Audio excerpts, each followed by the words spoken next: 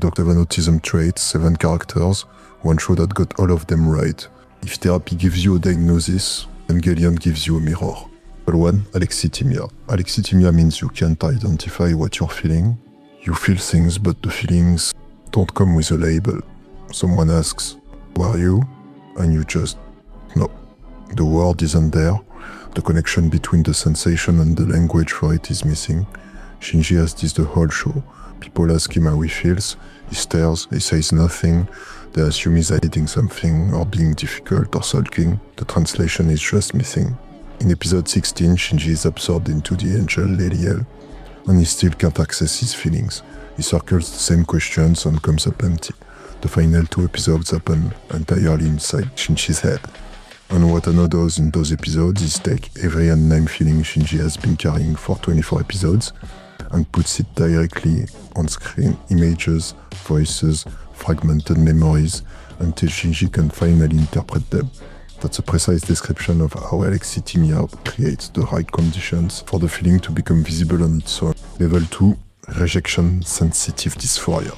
Rejection-sensitive dysphoria is when a small rejection, a look, a tone, a single word, it's like a physical blow. The pain registers as real.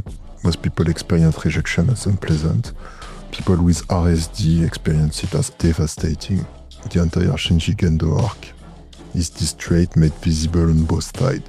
Gendo looking away, that's the wound the whole show is built on. Anno does something more precise than just showing the wound. At the end of Evangelion, Yui shows Shinji what Gendo was actually feeling, that the distance was terror, that Gendo pulled away because that fear of rejection had been running him the whole time. 2 people destroying each other because neither could say, "I'm afraid," that the wound is not the only true thing about you.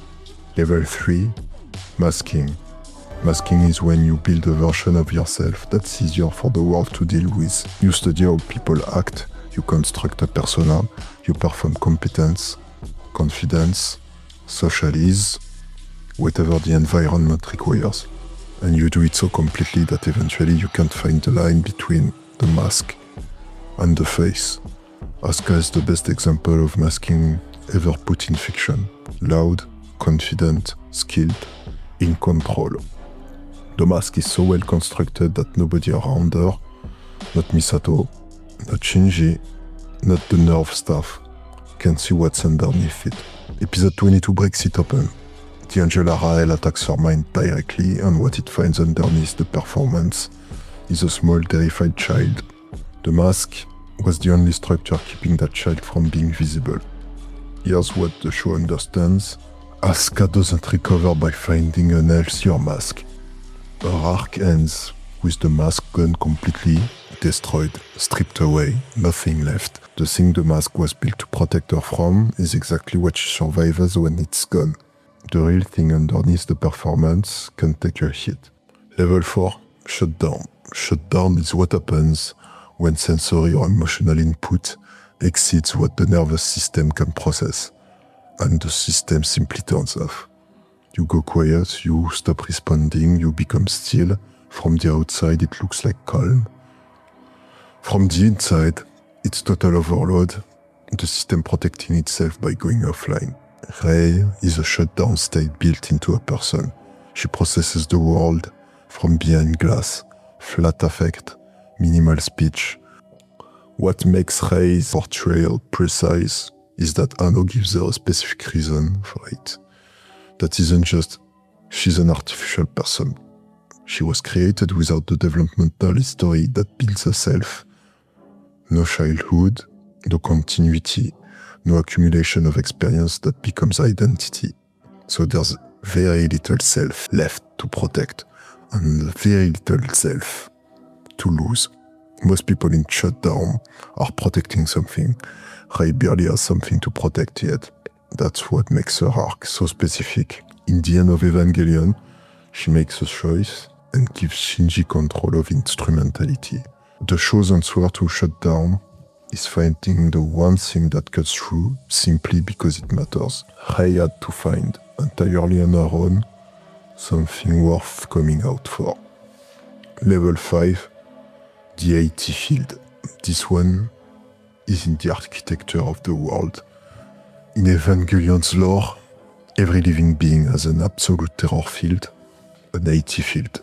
It's described as the barrier of the soul, the force that keeps individual consciousness separate, the thing that means you can never fully know what another person is experiencing, never fully merge, never close the last gap between yourself and someone else.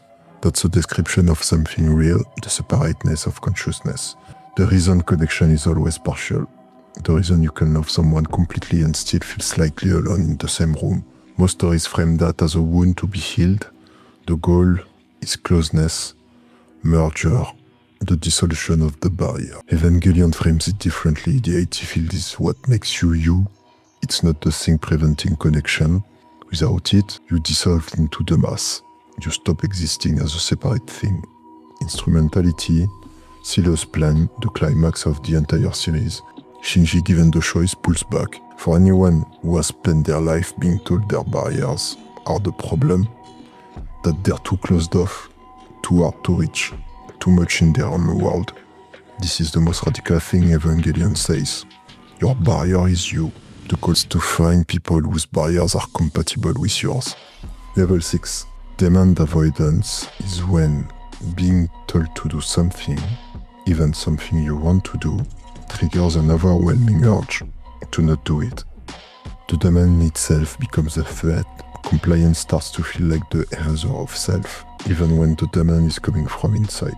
Shinji reads as weakness. Nerves the entire approach to Shinji, the pressure, the guilt, the implication that not piloting makes him worthless, is a perfect map of what makes demand avoidance worse. The solution to demand avoidance is ownership. The moment the choice actually belongs to Shinji, he ends up making it. Level 7. The Kaworu Paradox. Kaworu Nagisa shows up for one episode. He's the first person in the entire show who doesn't need Shinji to perform, doesn't ask for confidence or productivity or emotional availability, doesn't require Shinji to be useful or functional or okay. He just says what he means directly without subtext, not as a declaration requiring a response, just as information. No test, no subtext, no conditions, no mask required. What Anno is doing with Kaworu is giving Shinji and the viewer a reference point, a single clear example of what connection without masking actually feels like, so that Shinji has something to orient toward, so that when it's gone, Shinji knows what he lost. A lot of autistic people say the Kaworu episode is the most impactful from the show, because it's the first time they saw on screen exactly and precisely what they've been unable to explain to people their entire lives. Just someone who doesn't need me to be different. If you made it here and you're still taking notes, you probably already know why.